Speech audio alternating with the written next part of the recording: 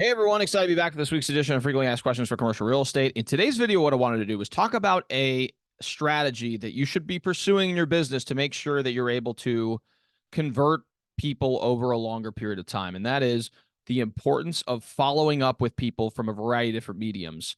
In today's video, I'm going to share the ways that you can do that and then kind of share a story of one that actually just happened recently that I could relate to you all and maybe a few more as well, where again, I didn't get the listing or didn't get the opportunity on the first go around. It just took many months and potentially years of follow up to get it done. So before we dive into this video, I greatly appreciate if you can like and subscribe to this channel. It really does make a difference in the YouTube algorithm and ensures more and more people can hear this message and learn about the many facets of commercial real estate. So now you've done that, go ahead and like and subscribe below.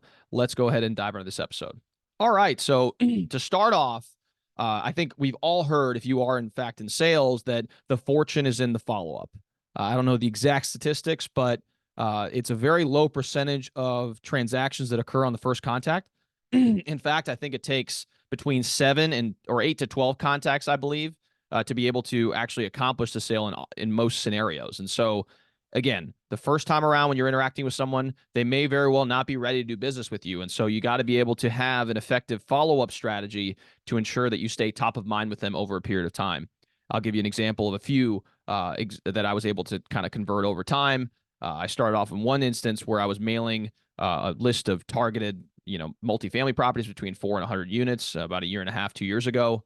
Over a period of 6 months, I was sending these mailers out to these owners. And over time, I started receiving calls from different owners that were interested in potentially understanding what the value of their properties were. I issued, I think, 4 to 5 different BOVs or broker opinion of values to give an idea of what it would potentially be worth. And again, I started following up in a variety of different mediums.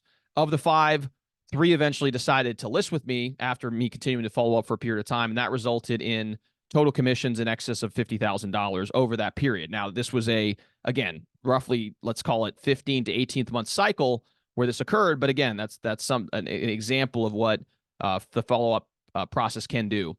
Recently, I actually had a lady reach out to me that I had contacted over a year ago or had contact with over a year ago, and she was interested in potentially selling her building. She decided at that time it was not ready for her at that moment in time, but I kept her in my CRM. So obviously was emailing, in social media, I added her as well and just kept on going and marketing. And ultimately over time, when the time came to sell, she was ready to go, and now we're potentially going to get a listing on a building that's a multiple $1 million building to potentially list. So again, it's a process. So what I'm going to go ahead and do is kind of refine what I'm talking about into 4 key steps that you can follow to be able to have effectiveness when it comes to follow up and staying top of mind with your targeted audience. So to start off, usually what I like to do first and foremost is to make contact with whatever entity or individual that you want to target. So that's, the good old fashioned cold calling or reaching out to them individually.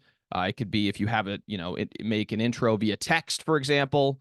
That happens a lot where I'm talking to someone and we just so happen to have some synergies or, potentially the same clients. And he or she mentions that one of their clients may be interested in selling in the future, create that text chain to be able to start the dialogue so that at least I have their contact information. That's number one, is to make physical contact with someone and then start having a conversation about commercial real estate. It doesn't necessarily have to be, oh, are you selling right now? If you're not interested in selling, goodbye. It could be just forming that relationship and starting off on a positive foot that way. So that's number one, is to try to make contact if possible.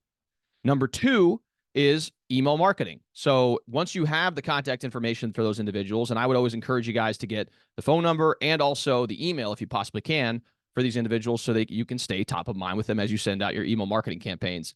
I personally have a newsletter that I send out each month that gives a market update and provides context as far as local news and national news and other things like that people find very helpful. And I've gotten a lot of engagement on my newsletters, and you'd be surprised how many people just follow up with me and say, hey, I saw your newsletter this month. I'd love to sit down with you and chat about something, right? And it doesn't always lead to business, but again, it keeps you top of mind. Market updates. So, one of the things I like to do as well, which I'm starting to do more of this year, is to do quarterly updates on transactions that have occurred. So, if I'm focused primarily in the retail area, so I'm going to do a marketing update with say, okay, well, in this territory, we've had XYZ amount of sales. The total volume was this. The total price per square foot on the sale was XYZ. And then maybe have a few listings that did sell and kind of showcase what was the offering, et cetera. So it provides additional information, additional education to people about what is out there. And again, the updates as far as the transaction market is concerned. And then number three is to send out, the listings. So new listings. Anytime I get some new product, I have a pretty refined list of people that have shown interest in retail properties that I try to email these new listings to, so that, in fact, if they do decide that they want to buy the listing, obviously it creates that agency where I can then represent them to potentially buy the property as well. So those are just a few ways with the email marketing technique to be able to stay top of mind and keep following up with people over time. That's more automated, so it doesn't require you to physically do it every single time. It is somewhat refined as far as the targeted criteria is concerned, but you can send it on a more automated basis. So that's number two, is email marketing. Number three, which I've had a lot of success with, as I mentioned before, with the mailers, is the mailers, right? So I have done this on several occasions where I've sent a targeted list of individuals mailers that have a call to action for them to be able to do something pertaining to their building. So the most successful campaign I had was targeting roughly 2,000 owners of multifamily properties between 4 and 100 units.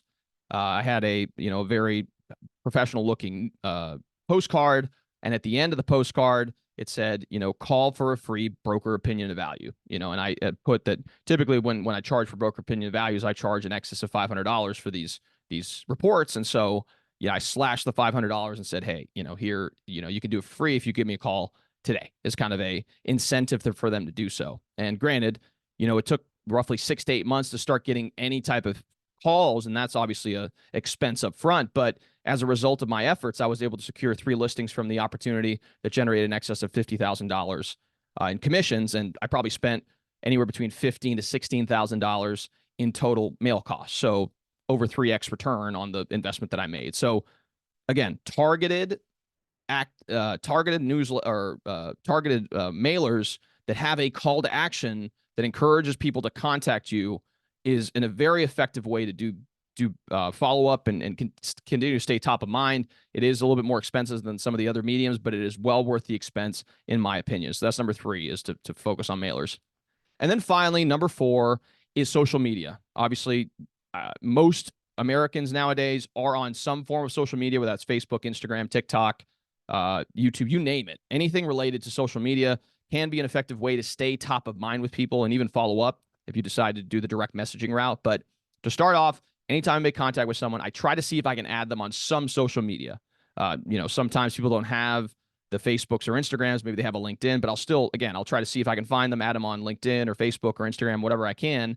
And then again, I have my regular cadence of providing status updates. You guys are watching this video right now. It's going to be a status update on my Facebook, Instagram, YouTube, TikTok as well. They do long form content now. So this is going to be something that people can see on a regular basis. And I continue to stay top of mind over time. So, I'm not replicating the work for each individual. I'm just creating consistent status posts that I post on these social media platforms. And over time, people that I've interacted with and people that I've engaged with will see what I'm doing. And potentially that creates an opportunity for them to reach out and have a further discussion with me. So again, providing status updates. And then finally, related to social media is the direct messaging functionality. This can be a very effective way to reach out to people, especially if you're looking to do landlord rep, or you're interested in seeing if maybe a business is looking to expand.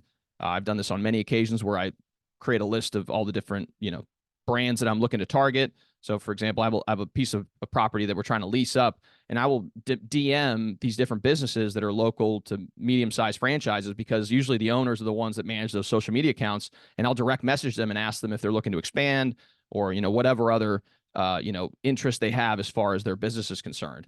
And you can do this on it's a replicatable basis. You can reach out to 5, 10, 15, 20 restaurant owners or business owners or investors at a time through the different direct messaging meetings that you have on these different platforms. So another effective way to be able to stay top of mind and just keep following up with people over time. And understand, follow-up takes time. So as I mentioned before, in the previous examples, one of the mailing campaigns, for example, was a 15 to 18-month time frame. Another follow-up technique, again, the other strategy that I'd mentioned, or for the other listing, I should say, or potential listing, it was over a year since I've made contact with this individual that now they're coming back around and they're interested in potentially selling the building. So it doesn't happen overnight. Don't get discouraged if you don't see results in 6, 12, even 18 months sometimes. If you're consistent about the way that you follow up, it will lead to results over time. So hopefully you gain some value from this video. I greatly appreciate all the support you guys have shown me. If you guys like this channel, please like and subscribe. If you yourself are a business owner or investor looking to buy, sell, or lease commercial property in the Louisville metro or surrounding areas, I'd be happy to help you with your search. Feel free to give me a call at 502-536-7315, or you can reach me via email at raphael@crossantygroup.com. Thanks again so much for tuning in, and we'll see you all next time.